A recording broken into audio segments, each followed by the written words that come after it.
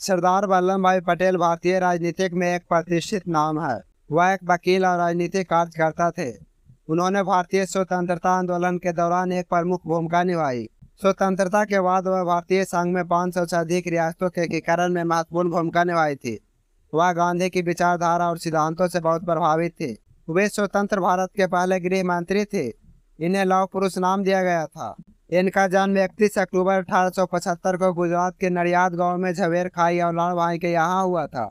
इनके पिता ने झांसी की रानी की सेना में सेवा की थी, जबकि उनकी माता एक आध्यात्मिक महिला थी। सरदार वल्लभ भाई पटेल ने एक गुजराती माध्यम स्कूल से अपने शैक्षणिक जीवन की शुरुआत की। बाद में अंग्रेजी माध्यम स्कूल में उनका स्थानांतरण कर दिया गया। वर्ष 1891 में उन्होंने झवेर भाई से शादी की और जिससे उनके 2 बच्चे थे। 1897 में वल्लभ भाई ने हाई स्कूल पास किया और कानून की परीक्षा की तैयारी शुरू की। 1910 में वह कानून की डिग्री हासिल करने के लिए इंग्लैंड चले गए।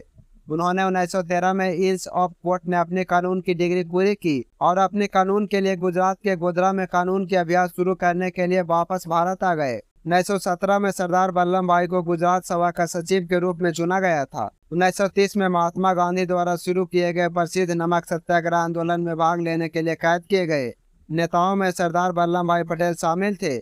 नमक आंदोलन के दौरान उनके प्रेरक भाषणों ने कई लोगों को दृष्टिकोण को बदल दिया, जिन्होंने बाद में आंदोलन को सफल बनने में एक प्रमुख भूमिका निभाई।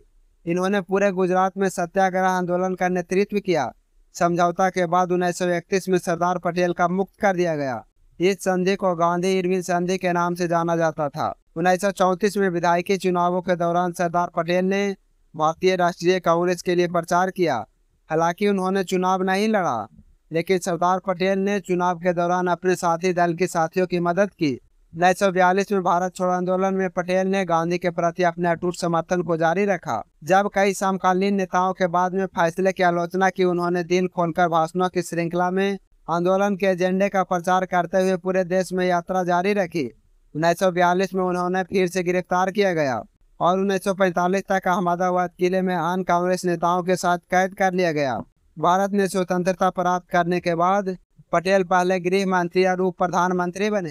पटेल ने भारतीय प्रभुत्व के जगह लगभग 562 रियासतों को सफलतापूर्वक एकीकृत करके आजादी के बाद भारत में महत्वपूर्ण भूमिका निभाई। ब्रिटिश सरकार ने इन शासकों को 2 विकल्पों के साथ प्रस्तुत किया था। वे भारत या पाकिस्तान में शामिल हो सकते थे या वे स्वतंत्र रह सकते थे। इन्होंने 6 अगस्त 1947 को एकीकरण की शुरू की।